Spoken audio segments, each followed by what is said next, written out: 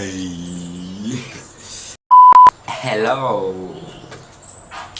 Bonjour, ici Kenzo. Aujourd'hui nous allons parler d'un truc très exceptionnel, le piercing à l'arcade.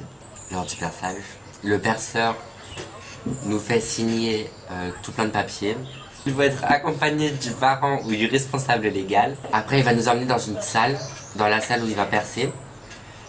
Donc dans laquelle il y aura une table un peu comme chez les médecins, où il faut s'asseoir. Il va nous demander soit de nous allonger, soit de nous asseoir selon le perceur. Après, il va désinfecter notre arcade. Il va nous mettre en confiance. Il fera 2 points bleus aux endroits qu'il devra percer.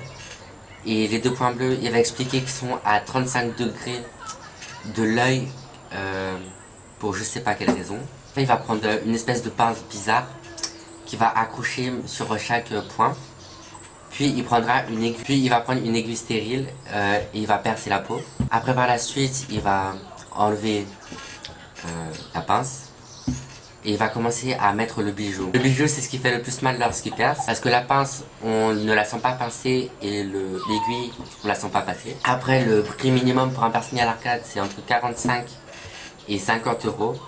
Pour moi, ça a été 66 euros parce que j'ai pris des billes de couleur ainsi qu'un savon médicalisé.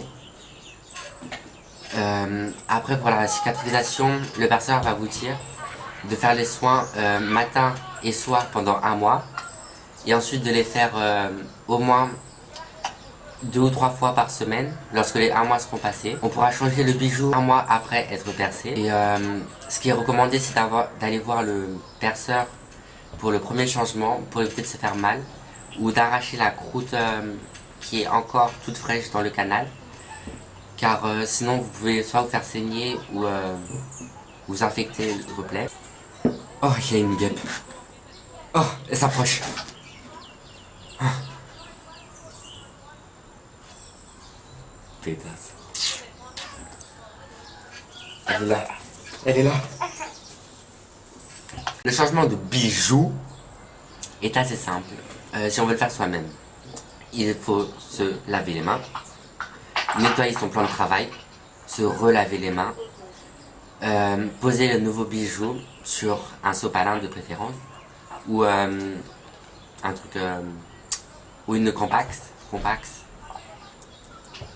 un truc comme ça.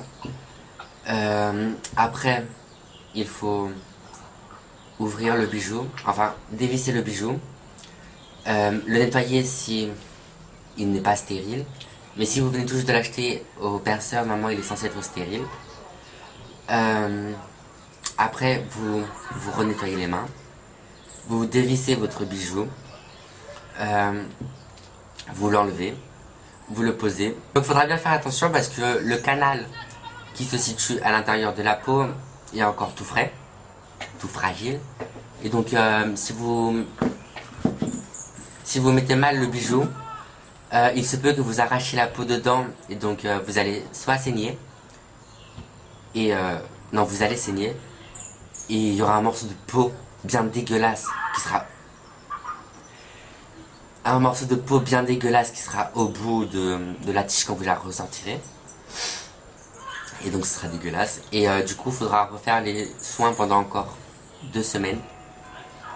Et voilà. Et le plus dur après, c'est de revisser la boule ici, ou le pic selon ce que vous prenez. Et voilà, après vous renettoyez votre piercing le soir ou même enfin le soir même où vous l'avez changé, et aussi au moment où vous le changez. Après l'ancien bijou, vous le désinfectez et vous le rangez bien au propre. Et voilà, ce sera tout ce qu'il y a à faire pour le changement. Et c'est tout ce que j'avais à dire. Et voilà. Bye. Si vous avez aimé, likez, commentez, partagez.